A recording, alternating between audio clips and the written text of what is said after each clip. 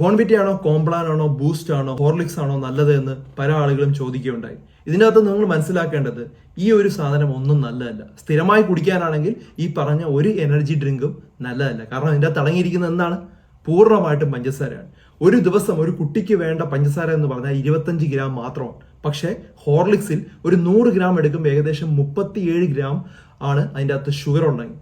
ഇന്ത്യയിൽ തന്നെ ഏറ്റവും കൂടുതൽ വിറ്റഴിക്കപ്പെടുന്ന അല്ലെങ്കിൽ ഒരു വലിയ ബിസിനസ്സാണ് ഈ മാൾട്ട് ബേസ്ഡ് ഡ്രിങ്ക്. ഏകദേശം 11,000 കോടി രൂപയ്ക്കാണ് ഇത്തരത്തിലുള്ള സാധനങ്ങൾ വിറ്റഴിക്കപ്പെടുന്നത്. അപ്പോൾ അവർക്ക് ആളുകൾ ഡിപ്പെൻഡന്റ് ആവണം. അതിനാണ് ഇത്രയധികം പഞ്ചസാര അവർ ആഡ് ചെയ്യുന്നത്. കുട്ടികളിൽ ഇത് സ്ഥിരമായി കഴിച്ചു കഴിഞ്ഞാൽ പലതരത്തിലുള്ള ആരോഗ്യ പ്രശ്നം ഉണ്ടാവും.